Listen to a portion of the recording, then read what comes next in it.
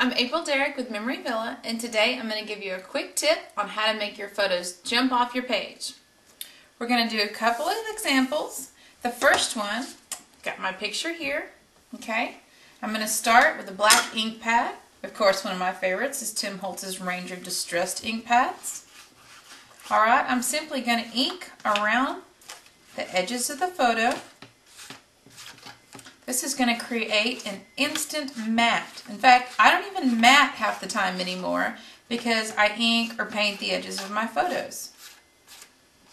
Okay? Okay. Now I don't know if you can see it quite as well against this black background. Gives it an instant matte. Alright?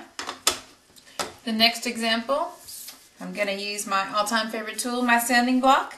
And I'm going to sand around the edges of my photo.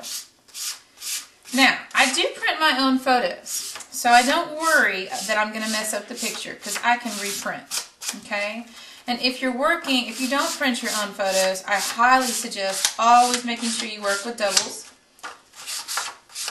Okay, keep those originals safe.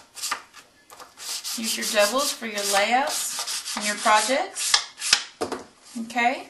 Sometimes I get really into it and I get all sorts of distress marks.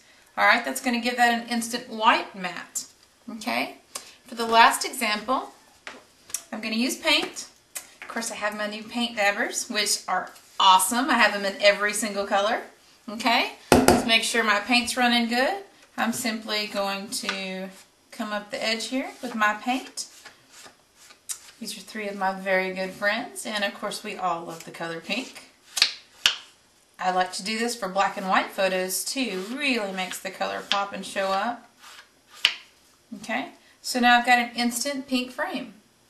I'm going to show you an example on two different layouts of what these look like. Okay, here's the first example. You can see here where I've sanded around the edge of the photo. Do you see how it makes it pop out from the other pattern papers and just really stand out on its own like it has its own frame? Okay, here's our second example. Oops, always got that going on. Alright, this is where I've inked the edges of the photos with blue ink. Alright, sort of adds to the ambiance, makes them pop right out. They have their own little frames. Didn't need to mat them. I also inked the paper down here to sort of blend in as well.